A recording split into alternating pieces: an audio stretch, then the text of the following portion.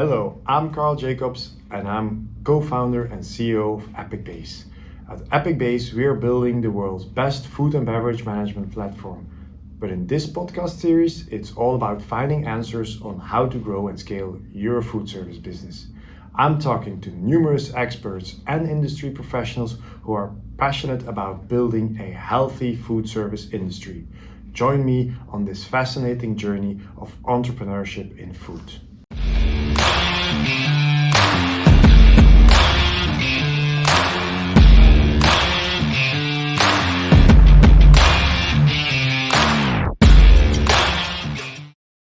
Hello everybody, welcome back to a new episode of the Food Service Growth Show. Today I have two guests with me. It's Eric Maurits and JacobJan van Duijvenvoorde, and they are both working for RCE in the Netherlands. Good afternoon, gentlemen. Before we go into the topic of today, I would like to ask to introduce yourself to us and tell us a little bit about who you are and what you have been doing in your life. Well, thank you, Carl, for your intro. My name is Eric Maurits, as you mentioned. I'm responsible for procurement and ESG within Restaurant Company Europe. I joined the business in October 2021, and before that I had a long history in contracted food service, which is also about food and beverages, but it's a different type of sector, as you can imagine. All right, thank you very much. JacobJan, what about you? Yeah, thank you for your invitation, Carl. I'm JacobJan van Duijvenvoorde. I'm the CFO of the complete group, so RCE. In my role, I'm responsible for everything on finance, but also on facilities, IT, data, and working together with Eric on purchasing and ESG.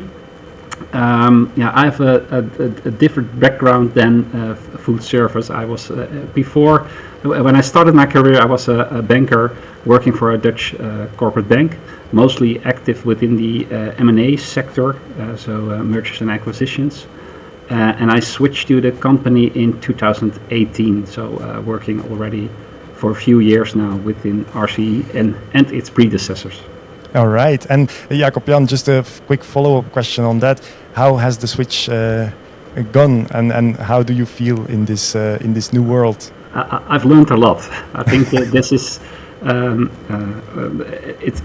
it really has been an interesting journey, especially entering the food service market in 2018 and seeing everything happen afterwards, especially also around our company. But I think it's for everybody in its life, it's a good time to switch industries and to see things on the other side, especially this industry as it's really coming down to details instead of the more high over and Excel figures. It's because detail is very important in this industry.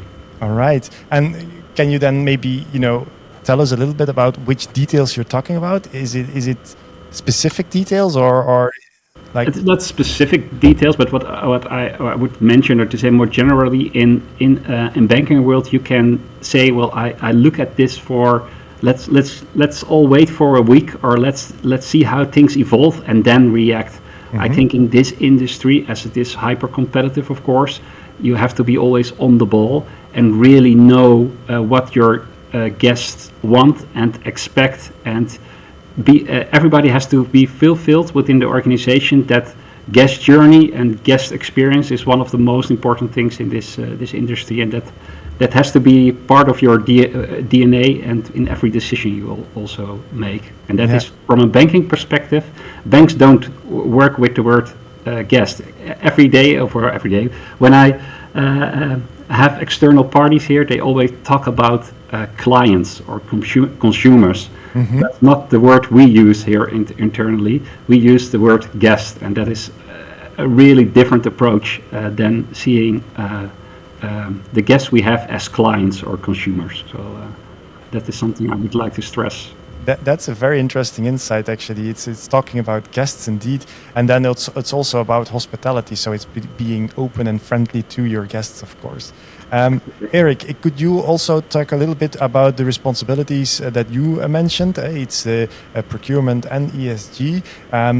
Why do you end up being also responsible for ESG? I believe that's the newest part of your role. And how did that come into being? Yeah, well, it's as you say, it's procurement, purchasing for the entire organization, for all formulas, which includes food and non-food, but also all type of service providers that we use. And there was a demand within the organization to put more focus on ESG, and as you can see from a purchasing perspective, there is a big relationship also between ESG and procurement, because it's about sustainability, sustainable products, and purchasing has a big impact on how a company can work on the ESG topics.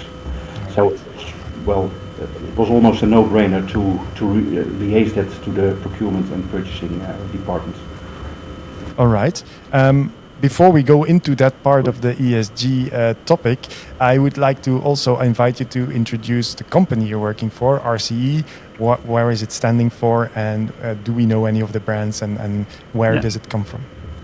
Yeah, so RCE is a restaurant group, as you said, Carl, located in the Netherlands. In total, we have 72 locations in the Netherlands.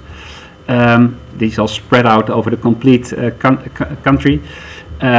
We have, I think, a lot of our guests and people know our brands more than RCE, and that's also really good because that are the places that they visit. So one of the brands we operate, or formulas, how we talk to, is the formula called Loetje. We also operate a formula called Happy Italy, also a formula that is called Beers and Barrels, and we have several other famous brands, but more locally oriented in the Netherlands, so like De Vooruitgang in Eindhoven, or De Waag in the city Leiden.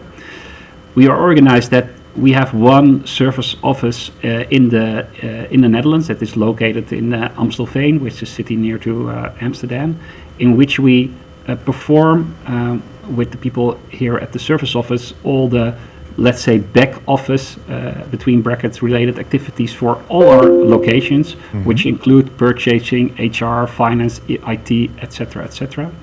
The idea which is set up is that we think that the locations, as we as the service office also are, but the location should have all their time and attention pay for the guest journey and the quality at the locations. And all the other things have to be serviced to them so that they can focus on this guest journey and quality. Right. In total, our group has 3,000 employees working, and we have a revenue of approximately 200 million. Right. If you talk about let's say the numbers of RCE, you're mentioning 200 million turnover. What's the growth rate of a business like RCE, and what's a healthy growth rate? What's a healthy? Good questions. I think what we have a bit of a history growing. What we maybe that's a little bit of a long story where a complete background is coming for, but when I started here, we had approximately 15 Loetje location, and we now last year we opened the 36th Loetje location, so we more than doubled in let's say 5-6 year time. Mm-hmm. In addition, we also acquired one of the formulas that we now operate, that is Happy Italy, which we acquired in 2021, which added then another 18 locations to the group.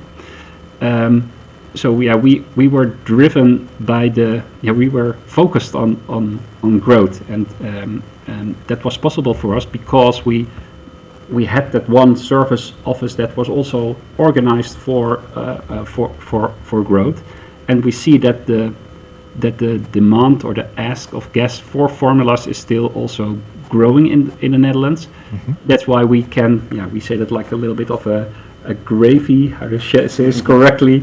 Mm-hmm. We flattered out over the Netherlands, like Loetje is a lot about gravy, but we flattered out over the Netherlands, to say it in a wrong English word. But I still see room for further growth in the Netherlands. But as you can also see in our name, we have a bigger ambition than only the Netherlands, and that is what we hope to do in the future.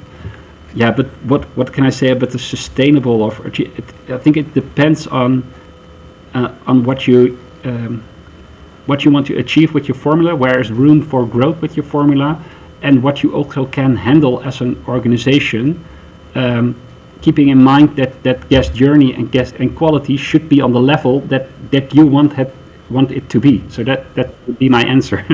So it's not a specific number. It's depending how you are organized and what you are wanting to do.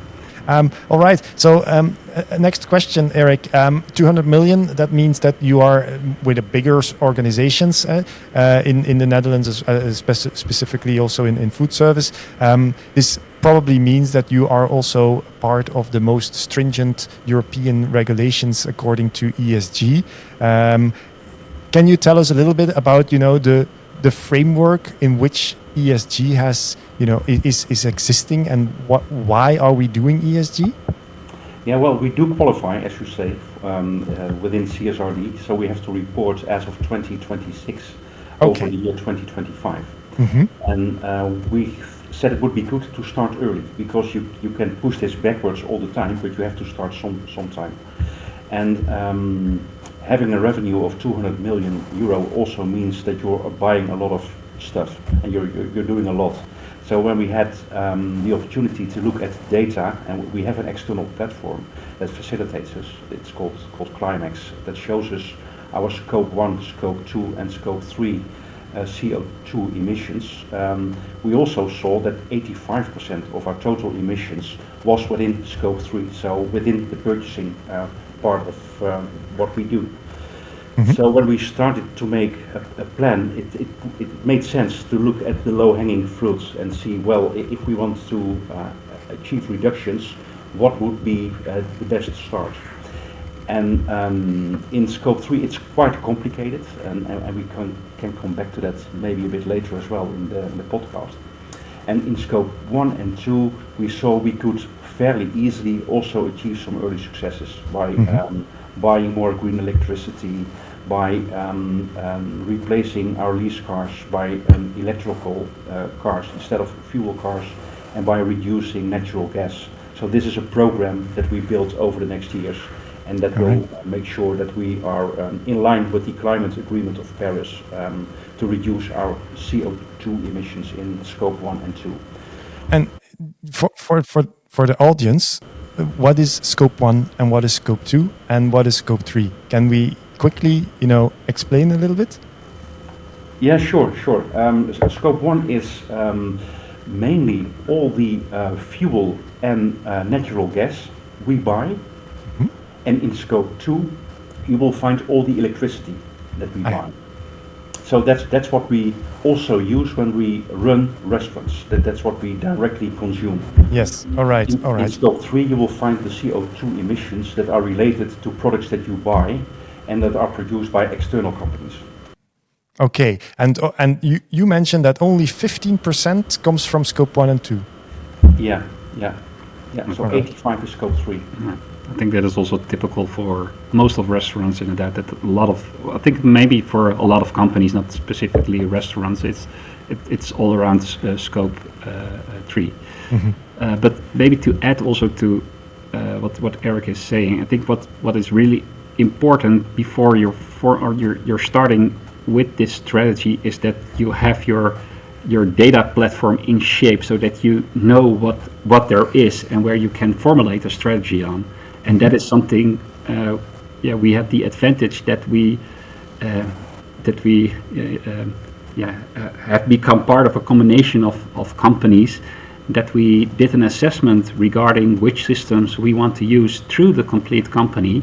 And we also had time, because we were closed by COVID, to also introduce all these systems into our restaurants. So we run on one platform. So our data quality is we have data, and we know what it is. So we can easily use that, and we started there already with Climax, which is a company which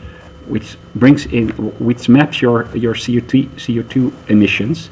We already started with this company in 2021, collecting all our data. So we had a good view on this scope 1, 2, and 3, which elements are in what bucket. and this is of course a journey. Yeah? So this is something which we do now, and it's still, you have to be working on this on a continuous basis to further improve this. And this is especially, I think Eric can also comment on that, what we see on scope 3 to further bring this or to further map this out. And that is what we are now doing, and trying to get a better view on the specific elements in scope 3. We have it on a high level, which is quite dense already, but we want to have it on a more on a better level with these new parties, adding this data to us to our platform. Yeah, and of course, somewhere in Europe, people take the decision that you have to comply with ESG ruling at a certain point. In the beginning, I guess you're kind of, do we need to? But or is this something that is driven by your own organization? Yeah, I think it's what I always say is that for a long-term strategy for your company, this you can say it's a word ESG, but it says it's more better to talk about sustainability or being there for the longer term. If you want to, you have to embrace it instead of pushing it away, because it gives you a reason for existence in the future, for a reason for existence for the world in the future, to make it a more philosophical question. So it is essential, I think, to have a clear view on how your organization contributes to the different elements of ESG, and not saying it is something you have to, or of course it is in the future, it is something you have to do, but you have to embrace this, like to be a part of every decision process you make in your organization. Yeah. And we as RCE are still in the starting phase, so it's still really basic, but I see the potentials that what it has for our organization, and also for the future, and I think also for a lot of company, because it helps you also in decision processes, and it also, from a financial point of view, it's also an interesting process to take to, because it can also help you getting things more clear, and to make the right choices also from a practical and financial point of view. And I think a lot of people see it is difficult, or it is difficult to understand, but I would say let's start with our simple approach, like being really practical, making a gap analysis, seeing what the low fruit is you can easily, and start with it, because it brings your value, and that would be my advice. Yeah, and you I hear you say that you're combining, let's say, the philosophical point of view, who do we need to be in the future, with the practicalities of how we can gain from this. So I hear you say low-hanging fruit. So can you tell us a little bit about the low-hanging fruit that you changed, let's say, to make a gain? Well, when we started to look at scope 3 and where we could make a difference, we of course saw that we are buying and selling a lot of meat, and meat has an impact on CO2 emissions. So this is an area that we have to touch also in our plans. And it's difficult actually, because we are famous for selling meat. So it's the core of your business. So you have to be very careful how to address this topic. And we are in the middle of that, so we don't have the ideal solution. But this is where this area really needs some attention, also when you reduce scope 3. We have been successful last year by introducing a plant-based steak as well in our restaurants. So we do see there are alternative solutions to meat and fish, by looking at a more wide offer in your product range on the menu, selling more plant-based products. And of course, being a restaurant chain, food waste is a topic that we really have to look into. Not only because it reduces CO2 emissions, but also it's a moral duty almost, being a big HoReCa chain, to look after food waste. And of course, adding on to this sustainability and more sustainable products are very relevant to include as well. Yeah, and talking about the customer journey or the guest journey, sorry, wrong word, guest journey. you're mentioning moving from meat to plant-based items. Do you see that the guest also makes that change, and is he prepared to leave that nice juicy steak for plant-based food when they come to your brand?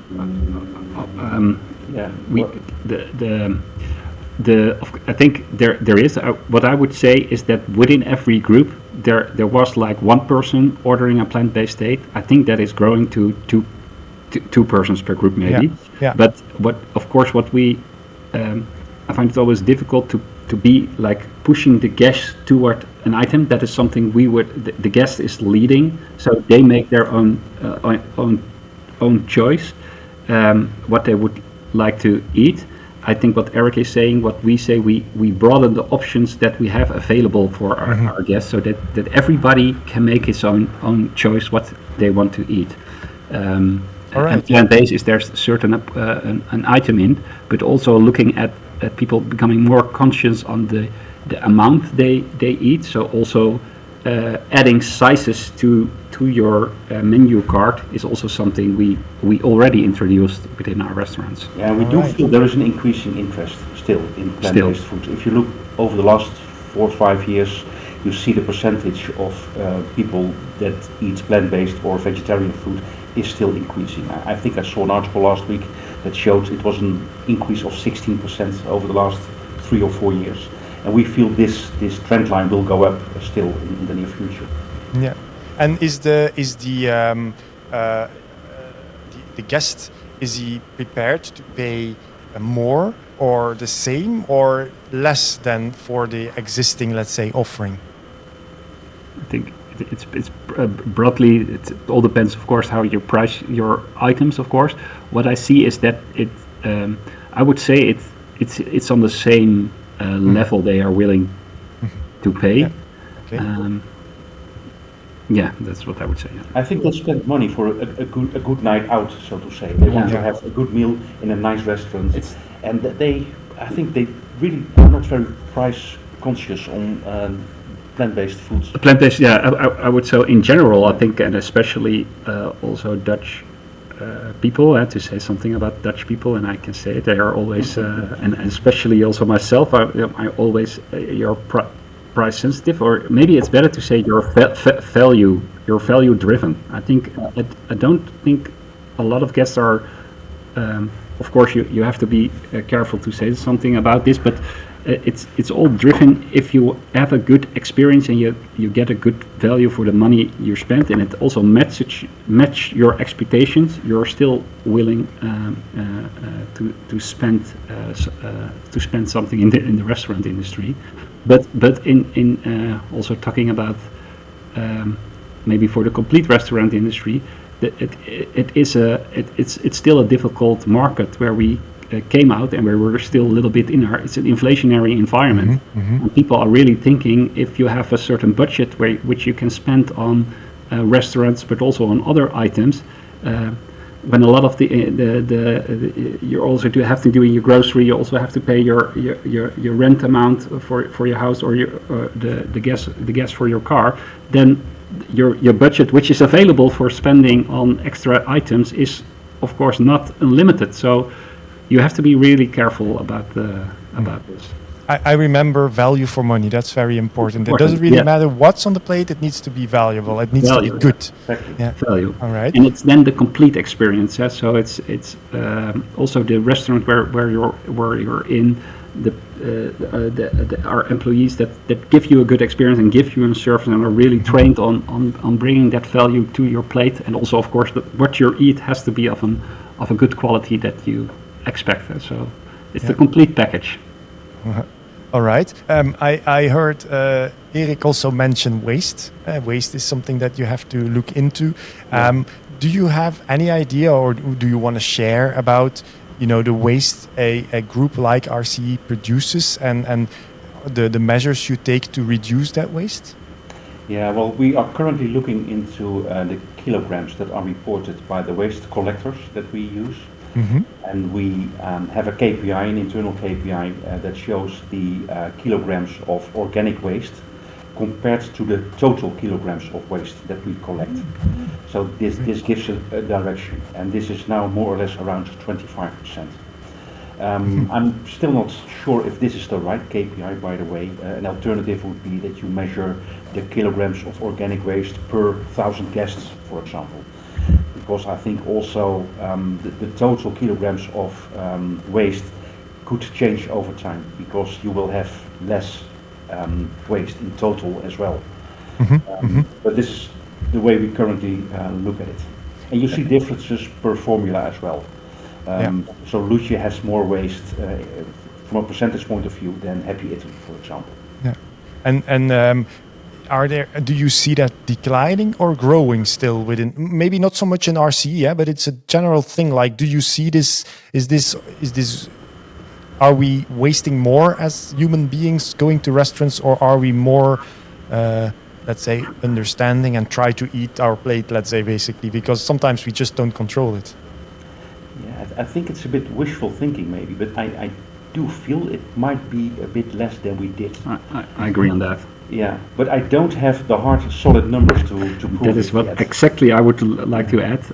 I'm keen to say it from a more general view, but I don't have the data to build on that thesis that we now saying. And that is something we try to do within our organization. Really, of course, your thesis or your feeling is important, and that's part where we are an experience business. But every decision has to be built around the data we see from our platform, and also be added to that decision. So I can't completely make this. Yeah, and you can influence it sometimes relatively easily. For example, with Lucia, it's quite common to offer a few slices of white bread with the steak. And it's very simple to ask, do you want to have some slices of white bread with your steak, instead of just serving them, also to people that really don't want them. Or we offer doggy bags with Happy Italy, so if there are some leftovers from pizza or pasta, people are happy to take it home. And it's just those small things that will help, absolutely. Yeah, these are very interesting actually, and actually it does even make the experience better, because you ask extra questions to your guests. They can decide whether or not they want it or not. So that's very interesting. Exactly. And I heard a story last week from a colleague of Beers and Barrels, one of our other formulas, where we serve snack platters. And people that order a snack platter don't have an understanding, is this enough or not for a group of 6 or 8 people? And the people that serve in the restaurant say, well, no, this is enough for you, so don't order more. And this might not be very commercial, but it's a way of showing waste is important, so don't order too much. We have to throw it away, and that's a waste. Yeah, of course. You're not just after the money of the customer. You really want to do this in a sustainable way, of course. Wow, that's very interesting, actually. Let's moving forward. As you say, you're in the early days of this. How are you going to measure these advances? What are the KPIs that you set yourself, and how do you want to reduce those? We do have KPIs now on CO2 emissions, of course, both for Scope 1, Scope 2 and Scope 3. And we measure them in different ways. So in an absolute number, does it go up or does it go down? But also compared to the number of days we operate, and also compared to the number of guests. Because if we grow as a business and we add restaurants, you will see that the absolute number will go up. And I think that's not the right way to look at it. We look at waste, as I just explained, so the amount of kilograms of organic waste. We also look at the sales mix ratio, so we know how much meat we sell today compared to fish and compared to vegan products. And we do want to change the sales mix ratio over time, so that's what we will measure as well. And we also measure the number of plant-based products that we offer on our menus. So it's different streams that have to help to reduce those CO2 emissions. All right. In general, we defined several KPIs that are monitored over time, and where we set up eventually a target level where we want to be in 2030. So it's really a journey. It's you have to start, and that's something what Eric was also saying. Especially, I think finally all this regulation will also come down to a more not only the larger companies but also the medium-sized and smaller companies. And I would say be open for it and embrace it, but because it will not go go away. So you can better make the best out of it, and it really helps you. What I just also said. So. And ESG is not only about environment. So we have the habit to focus on environment, but of course we also measure work-related injuries, employee turnover, food safety. So there are many more KPIs within the ESG area. Especially for our sector, the S or the social component is it's a people's business. So that should be actually the first thing that should be around everywhere. Yeah. And which one of all of the ESG topics is the most difficult one? Is that the Scope 3 procurement part? Or is it the social part? That's hard to say, Carl. It will be difficult to get Scope 3 reduced significantly over time. So we are really looking into what would be best for us as a business. And also on the S, you need some very robust programs internally to make sure that people want to work for you, they want to stay with you, they can develop themselves within your organization. And they also screen this out externally that RCE is the best company to work for. It's not done by a simple action. That also needs a big plan, including communication plans, both internally and externally.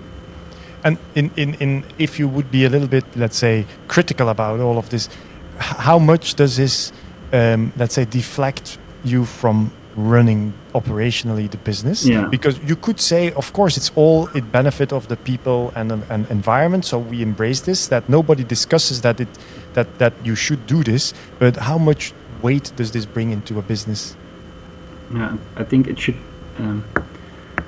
it has to be in your organization. Otherwise you have like a separate or separate department running ESG. That doesn't work. It should be also into the organization. Of course, you have ESG as a department bringing the framework in place and managing it, but it should be in your organization. So that is correctly what Eric is saying. He runs the complete ESG strategy and program, but actually is working with the operations lines to make it part of the process.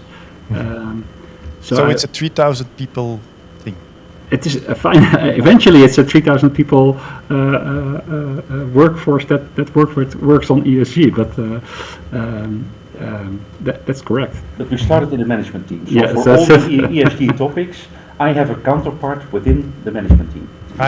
So HR related, it's our CEO that also looks after the HR function. For communication, it's our marketing communication director. For food waste and food safety, it's the operational directors. So it's very important to make it a common approach. All right. Okay, thank you very much for that. This is very insightful, I think. There's a lot being said about ESG, and I don't know if many businesses are as far as you are already, because you say you're still in the beginnings, but... we're still in the beginnings, so I would definitely say we are still learning every day on this topic. But at least you have a direction, and we you have know a where direction, you're going. and we have a framework that we work in. So that's already quite an achievement. To finalize the conversation, I'd like to ask you one question out of the box, both of you, and that's always the same question. It's where does the hospitality industry go? What are the trends for the next years? What do we need to? Where do we need to look? And what will bring the future to the hospitality industry and to RCE? It's a lot of questions for the last question, Carl. Well, it's look into the future. Look into the future. The glass ball and saying where the future will go to. Now, what I would say is that what I just touched upon. We come from a really difficult time from COVID, and I think a lot of the restaurants are still suffering from these restrictions. And also, we have seen a strong inflationary environment. Hitting every line in your P&L for a restaurant. If it's on purchasing, is it on employee, is it for rent, is it for energy? So it's been a really tough time, and that is still not over. I think that there is some easing, there is some normalization, but it's still, I think, looking at every detail and really focusing on your operations and businesses, and especially then on your guest and guest journey. What I see is that also on the guest side, we see that a lot of people also changed after COVID. If we look at our data, we see that we see a shift from reservations or from walk-in to reservations. People want to have more secure, want to know that they are able to go somewhere. We see a lot of impact, of course, the moment of the week where people want to have an experience that is becoming more dense into specific moments of the week, and that also household budgets in this inflationary environment have a role. So these are all the items you have to cope with and have to deal with running your restaurant. And I think this will more easing or more will be normalizing this year, but that will be not next month. That will take another year. Yeah. I think we, as the restaurant group, or maybe all restaurants, you're still adapting to this new situation because it's still new. We just had the first year of 12 months in 2023, so there was no full year available before that. So I think that is still also what we are doing here. From a more macro perspective, I think that you still will see that formulas. Not saying that I think there's still enough room in the market, and we will see a lot of new restaurants also opening, which I do hope so, because that's also where new innovation, new etc. comes from. But you see that I think formulas in general will grow also in Western Europe, what we have seen in the UK and US market. But there's still enough room for other restaurant operators, and I will always say restaurant together attracts more guests, because as a guest you don't want to have the same experience every week. You look to difference.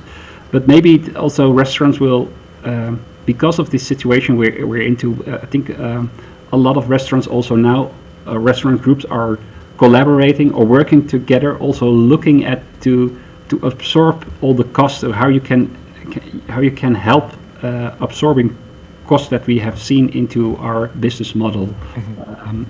That is something I think that will become more and more what we see more and more in the future. Yeah, for our end, we said this year we're still looking for new locations, but we also will look a lot of part of our this year strategy is focused around really having this guest journey. It's continuously working, and to make that good for every formula that we have, and especially unlocking. We have a lot of data, but we think we can still unlock more data regarding our businesses and to help make decisions better to enhance this guest journey. And I think we can learn a lot from other segments within the restaurants industry, looking at maybe the QSR segment, where you see, I think that data is becoming more and more part of all, or already is more and more part of their decision process. But that is what we will also focus on as a restaurant or a casual dining restaurant company. And this, of course, will help. Will make better forecast planning. We will have better planning for personnel. We will have better planning for purchasing, which will also reduce, of course, food waste. So it further professionalizes the business. So that will be our focus for this year. I think a lot of the markets will be shifting to. All right. Thank you very much for these insights, Eric. What about you? How do you see it? The industry evolve? Well, it's difficult to add something to. Sorry for that. Already. No. I mean, I think there will be more conscious people on having meals that are probably with less meat or more plant-based. Yeah. This will increase over time. I'm so convinced changing about that. behavior with the guest. Yeah. That's what we will see. And of course, technology and automation will help the business to become more and more professional over time. All right. These are very valuable insights. JacobJan, Eric, thank you very much for your time at our podcast, and I wish you the best of luck in the near future, building RCE further. Thank you very much. Okay. Thank you. Our pleasure. Thank you. Thank you very much. Goodbye. Bye bye.